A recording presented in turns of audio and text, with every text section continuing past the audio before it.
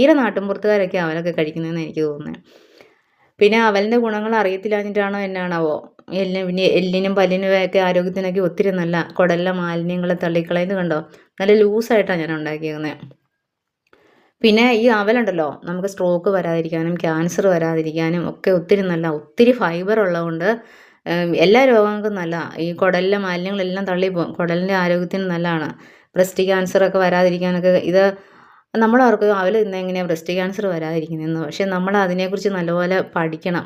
നമ്മൾ ഒരു യൂട്യൂബിലൊക്കെ ഇഷ്ടംമാതിരി വീഡിയോ കിടപ്പുണ്ടല്ലോ, ഒന്ന് എടുത്ത് കണ്ടു നോക്കിയാൽ നമ്മൾ പഠിച്ചിട്ടുള്ള കാര്യങ്ങൾ ഓർത്ത് നോക്കിയാലും മതി. വെറുതെ സാധാരണ അവലെടുത്ത് അതിൻ്റെ മേലെ ഇങ്ങനെ ഇട്ട് കൊടുക്കണം. എന്നിട്ട് അത് നല്ല ചൂടുണ്ടേ, അപ്പോൾ എന്നിട്ട് അന്ന് പതുക്കെ ഒന്ന് ഇളക്കി കൊടുക്കുമ്പോഴത്തേനും ഈ ജ്യൂസ് ഈ അവലിനെ അങ്ങോട്ട് വലിച്ചെടുക്കും.